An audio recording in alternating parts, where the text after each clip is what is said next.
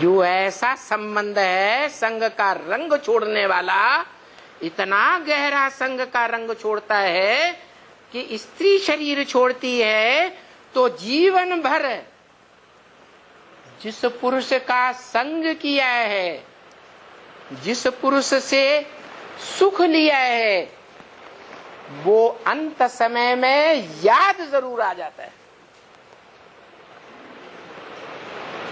और रिजल्ट क्या होता है?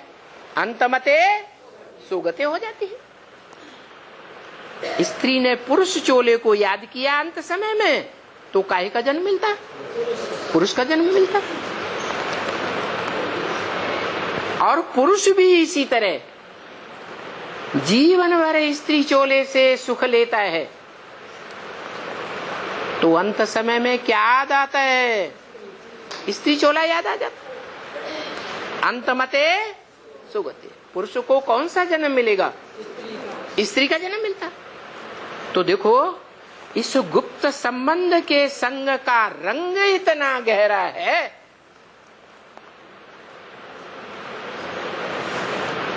कि वो अगले जन्म तक छाप मन बुद्धि रूपी आत्मा में रह जाती।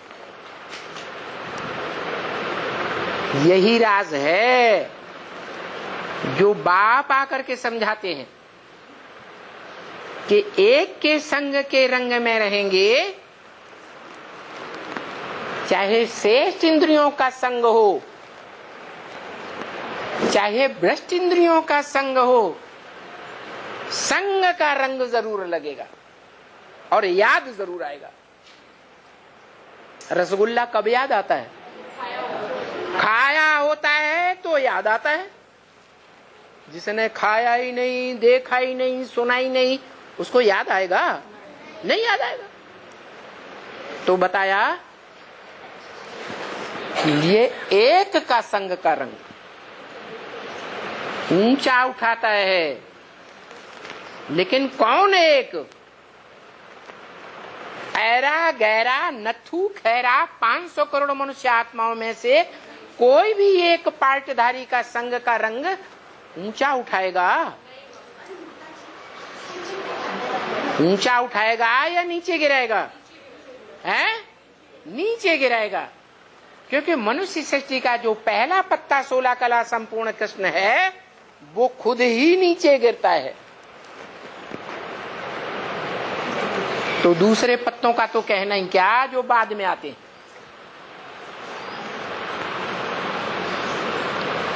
तो मनुष्य सृष्टि वृक्ष के उस ऊंचे से ऊंचे पार्टधारी बीज को पहचानने की बात है। और वो बीज की पहचान कौन देगा? है? कौन पहचान देगा? वो स्वयं देता है। वो स्वयं अपनी पहचान देता है। कौन देगा? वो स्वयं देगा अपनी पहचान। शिव बाप पहचान नहीं देता है? शिव बाप पहचान देता है। कितने साल हो गए पहचान लेते लेते? अरे बताओ। शिव बाप ने ब्रह्मा के तन में प्रवेश होकर के जो ब्रह्म वाक्य बोले वो सुनते सुनते पढ़ते पढ़ते कितने साल हो गए? 80 साल हो गए। परमानेंट कोई ने बाप को पहचाना? है? आज पहचानते हैं, कला निश्चय बुद्धि मृत्यु को पाते हैं। यज्ञ के आदि में खून से लिख करके देते थे।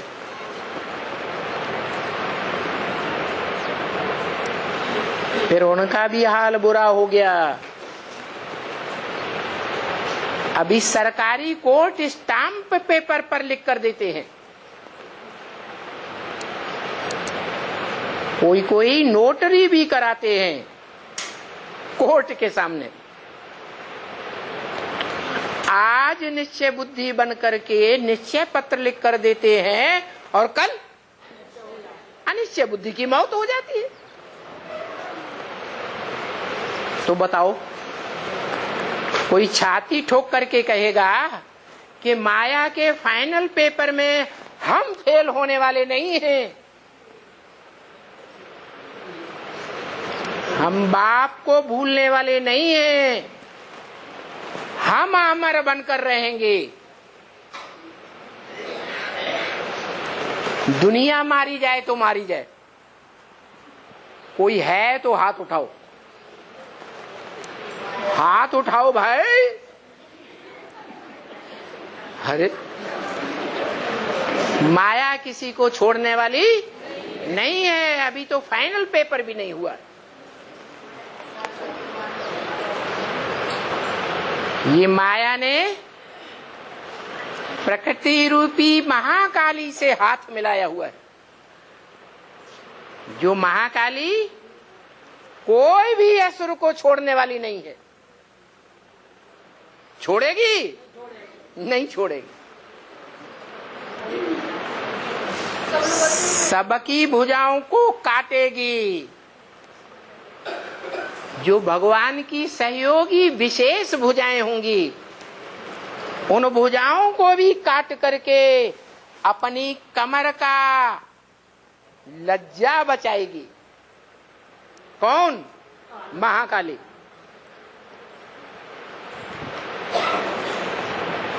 अपनी लज्जा बचाएगी। उन सहयोगी बाप की भुजाओं के द्वारा ऐसे बुलवाएगी, संसार के सामने ऐसे कहलवाएगी कि माता सच्ची है महाकाली और वो झूठा है। माता की लाज बचाएगी, बचाएंगी वो भुजाएं, और बाप की लाज गुवाएंगी। बाप को नंगा कर देंगे, लेकिन बाप तो पहले से ही खुला खेल फरक्काबादी। उसको क्या नंगा करेगा कोई? अरे उसका तो नंगा नाच प्रसिद्ध है। जब वो नंगा नाच नाचेगा, जिसके लिए अभी लास्ट संदेश में बोला ब्रह्मा बाबा ने, किस बच्ची गुलजार के द्वारा तो ऐसा नंगा नाच नहीं नाच सकते। कोई पुरुष चूल्हा है, तीसरा रथ,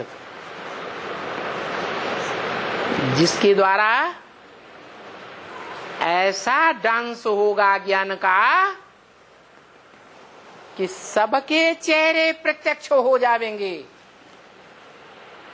कोई का कुछ भी इस दुनिया में छुपा हुआ नहीं रहेगा। कोई कितना भी अपने पोता मेल को छुपाए, छुप नहीं सकेगा। इसलिए बोला, देह भान को छोड़ दो। ये देह अहंकार छोड़ो, नहीं तो मच्छरों सदृश ले जाऊंगा। जैसे मच्छर में कोई देह अभिमान, देह का टुकड़ा नहीं होता, ऐसे ले जाऊंगा। तो बताया नई दुनिया आने वाली है, तो विनाश भी जरूर होना है। और देह अभिमानियों का विनाश होना है या आत्माभिमानी का विनाश होना है? और अपना पूरा पोता मेल देने वाला कोई करोड़ों पुरुषार्थियों में से, कोटों में से कोई एक है। क्या बोला मुरली में? है अपना पूरा पोता मेल देने वाला कोई कोटों में एक है,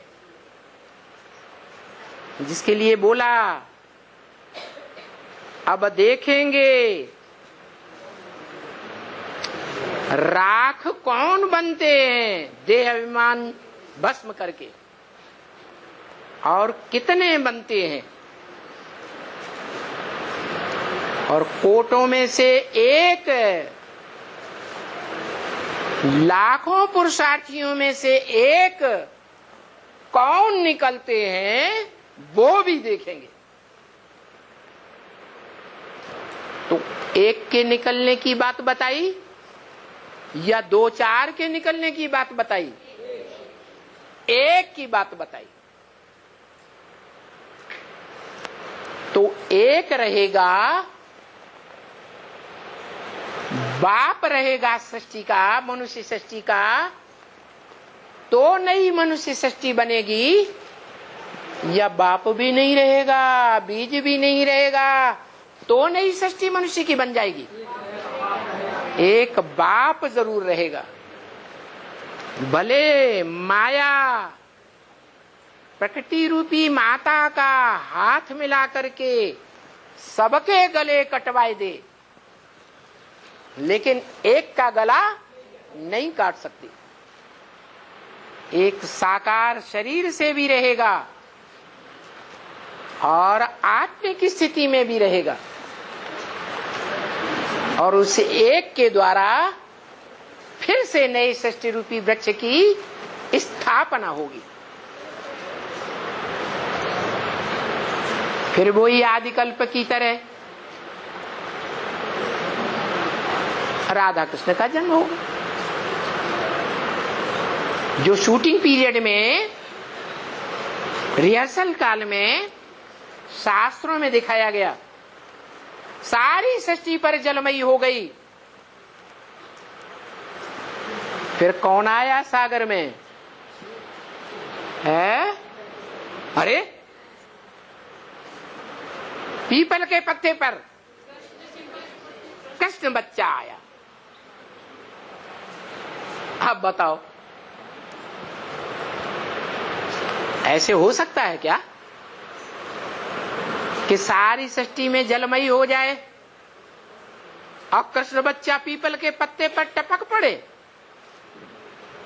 छोटी मोटी नाव, इतनी हल्की नवैया, और उस पर बच्चा बिठैया, और वो नवैया डुबैया न हो।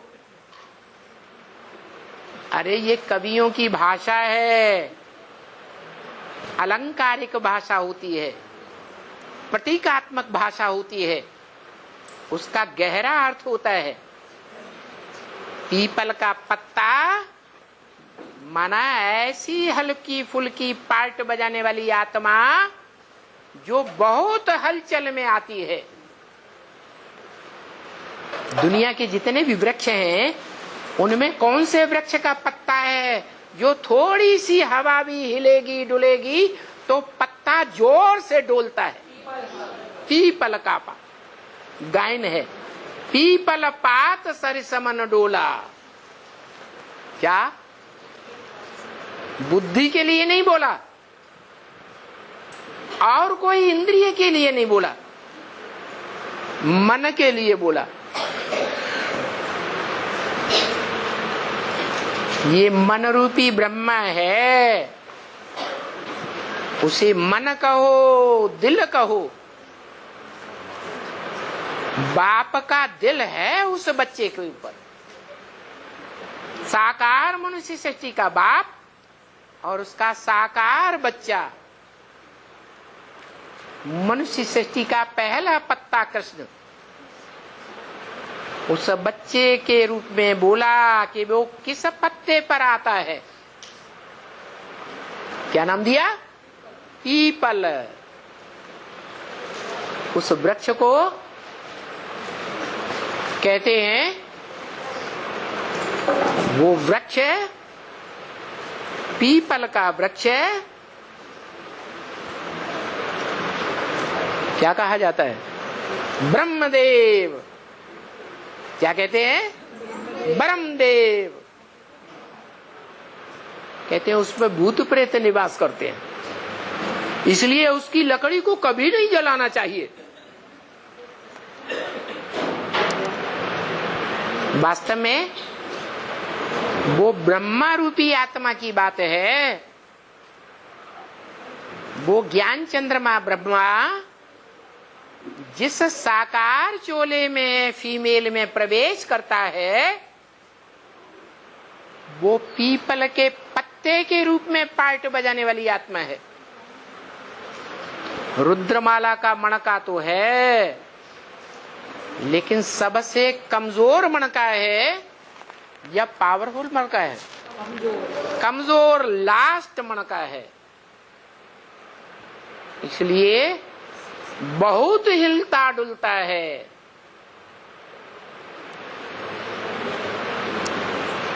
ऐसा पत्ता रूपी आत्मा जो लंबे समय तक बाप के साथ रहती है। आपने एक वृक्ष देखा होगा, वो वृक्ष बहुत बढ़ जाता है और उस वृक्ष में अनेक प्रकार के और भी वृक्ष पैदा हो जाते हैं। कौन सा वृक्ष है? खजूर बहुत बढ़ जाता है, बढ़ जाता है, बरगद, उसमें और भी वृक्ष पैदा हो जाते हैं। पीपल का पेड़ पैदा हो जाता, नीम का पेड़ पैदा हो जाता, तो एक वृक्ष में ही अनेक वृक्ष। ये वैरायटी धर्मों का वृक्ष है, मनुष्य सृष्टि का वृक्ष। तो जो पीपल का पत्ता है वो उस आत्मा की यादगार है जो रुद्रमाला में सबसे कमजोर मणका है। थोड़ा सा माया का झोंका आता है और हिल जाती है। भले उस पत्ते ने लंबे समय तक बाप का साथ निभाया है, बाप का संग का रंग लिया है, फिर भी माया का झोंका आता है और हिल जाती है। इतनी जोर से हिलती है कि बाप का साथ ही छोड़ जाती है।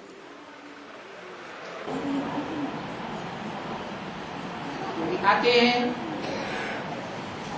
भव सागर में जब ज्ञान जल की बाढ़ आती है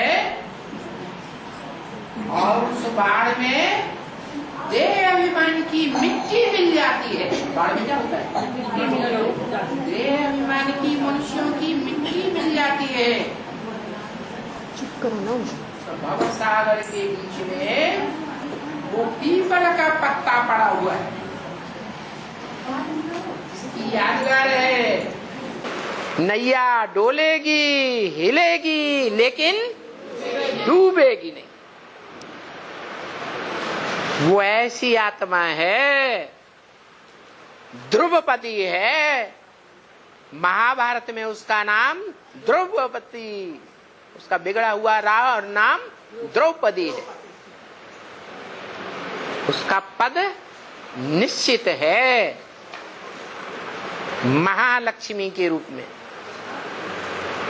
नारायण के साथ जो जन्म जन्मांतर का साथ निभाने वाली लक्ष्मी है, उस लक्ष्मी के भाव स्वभाव संस्कार में जब महाकाली का भाव स्वभाव संस्कार मिलकर एक हो जाता है तो महालक्ष्मी कही जाती है। जैसे संगम युगी नारायण और सतयुग का नारायण फर्स्ट, दोनों आत्माएं एक ही व्यक्तित्व में कंबाइंड पार्ट बजाते बजाते दोनों के संस्कार मिलकर एक हो जाते हैं, तो लास्ट में उनको कहते हैं महानारायण। क्या? चार भुजाओं वाला। ऐसे ही चार भुजाओं वाली क्या दीपावली पर पूजी जाती है। कहते हैं दीपावली पर राम का राज्यारोहण हुआ था। कब हुआ था? दीपावली दीपावली कब हुई थी? दशहरा के बाद। 10 सिरों वाला रावण उसके सिरों का हरण हो चुका था। उसके बाद आती है दीपावली, जिस दीपावली में महालक्ष्मी का पूजन होता है। वो रिहर्सल अब हो रही है, वो रिहर्सल शूटिंग अब होने वाली है कि महाकाली सारी ब्राह्मणों की दुनिया के ऊपर राज्य करेगी, सबका गला काटेगी, सबको निश्चय बुद्धि बनाएगी, एक बाप को छोड़कर, महाकाल को छोड़कर, जगदम्बा जगत पिता को छोड़कर सबके गले काट दे। तो दिखाया है मत्स्यावतार, एक भगवान का ऐसा अवतार दिखा दिया है भक्ति मार्ग में, जो मछली का अवतार दिखाया। कहते हैं छोटे रूप में उसको लिया गया था, छोटी सी मछली चुल्लू पानी में आ गई, फिर वो बढ़ते बढ़ते बढ़ते बढ़ते इतना बड़ा विकराल रूप धारण कर गई कि सागर में उसको जब फेंका गया तब उसकी बाढ़ बंद हो गई। यही दिखाते हैं कि जब नई सृष्टि बनी थी तो एक शरीर रूपी नवैया जो मछली के रूप में, माछले के रूप में दिखाई गई, उसके सींग पर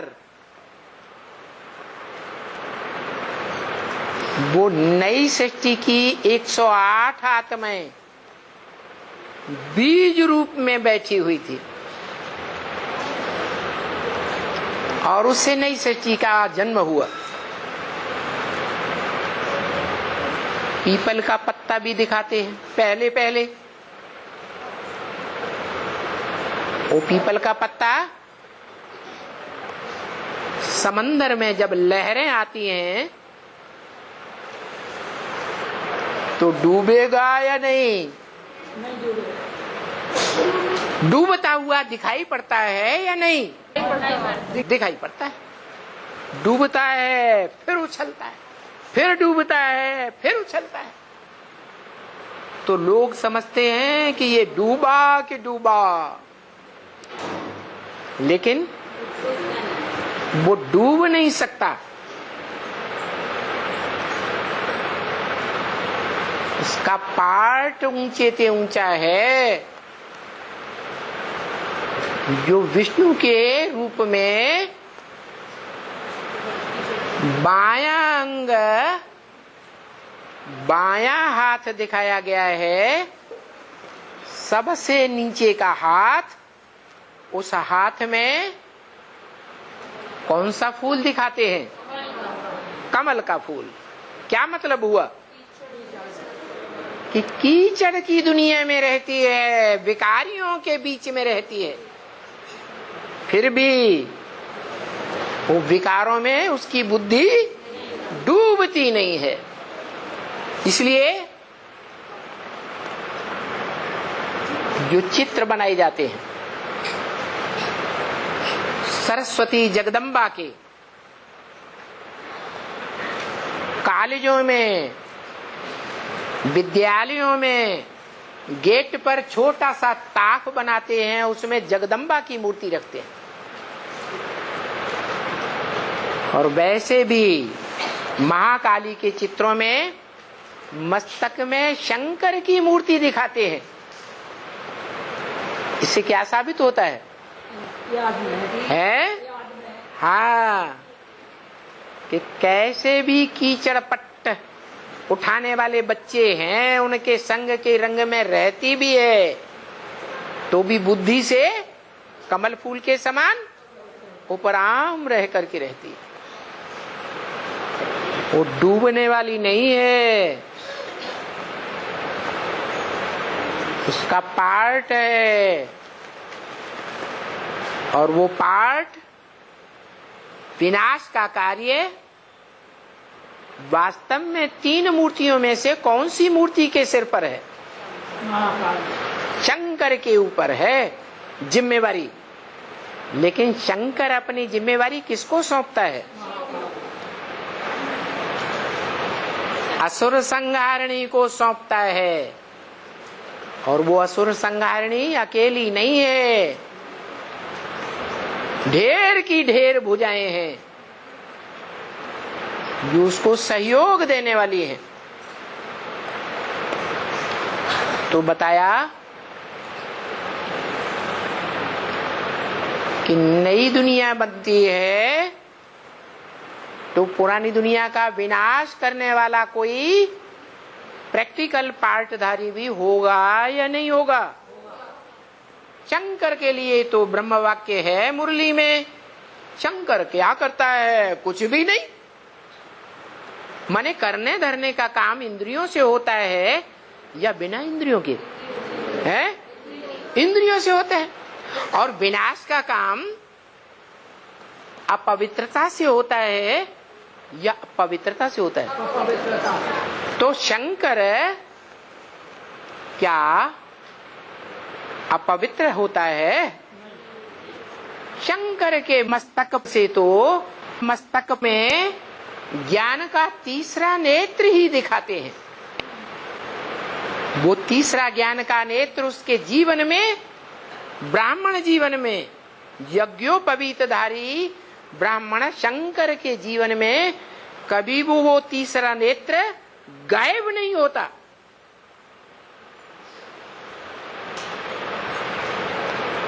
गंगा गायब हो सकती है, चंद्रमा गायब हो सकता है, लेकिन तीसरा नेत्र कभी गायब नहीं होता। भले विषपाई दिखाया गया है, फिर भी विषपाई होते हुए भी बुद्धि में से ज्ञान कभी लोप नहीं होता। इसका मतलब इंद्रियों से रियल पार्ट बजाता है या नारियल का पार्ट बजाता है? वो पार्ट रियल नहीं है। रियल पार्ट उसे कहा जाता है जिस पार्ट में इंद्रियां आसक्त होकर के सुख भोगती हैं। इंद्रियों के जिस पार्ट में इंद्रियां अनासक्त रहें, एक निराकार ज्योति बिंदु की याद में रहें, तो उसे आसक्त कहेंगे क्या? कहेंगे नहीं। मन को कंट्रोल करने की बात है। ये मन रूपी घोड़ा कहो, मन रूपी बैल कहो, जो मन रूपी बैल शंकर में प्रवेश होकर बैलबाजी कराता है,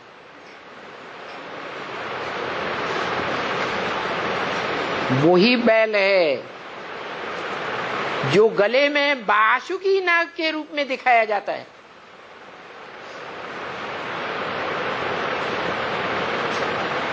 वसु का पुत्र वासुकी, जैसे शास्त्रों में दिखाते हैं वसुदेव का पुत्र वासुदेव, एक मात्रा बढ़ती है। तो ये वासुकी नाग है। ये कोई भी जीवन में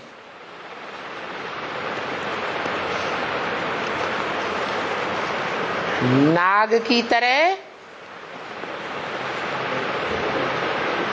बिना विष पिए नहीं रह सकता। नाग जो है वो बहुत विकारी माना जाता है। कौन से विकार में? काम विकार में। और वो है नागों का राजा। कौन? वासुकी। उसने जकड़ रखा है गर्दन से जकड़ रखा है। ऐसे तो पांचों ही विकार दिखाते हैं। कमर में भी सांप दिखाते हैं, दोनों भुजाओं में भी क्रोध और लोभ की यादगार सांप दिखाते हैं, और मस्तक के ऊपर भी अहंकार की यादगार सांप दिखाते हैं। पांचों विकारों से जकड़ा हुआ है। लेकिन फांसी किससे लगती है? जिससे आदमी मर ही जाता है? गले से लगती है। तो उस वासुकी नाग ने गले से पकड़ा हुआ है। वो नाग कहो, घोड़ा कहो, बैल कहो, वो बैल शंकर पर पुरुषार्थी जीवन में सवार होता है या शंकर बैल पर सवार होता है पुरुषार्थी जीवन में? बैल सवार होकर शंकर पे। बैल शंकर पर सवार होकर पार्ट बजाता है। बैल माने मन, मन रूपी घोड़ा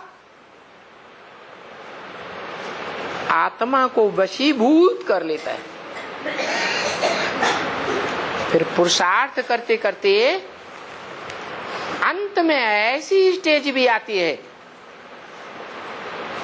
कि संपन्न पुरुषार्थी बनता है, निरंतर याद में रहता है। तो उस सर्प को, उस बैल को बैलबाजी करने का मौका मिलता ही नहीं। तब दिखाते हैं शंकर बैल पर सवार हो गया।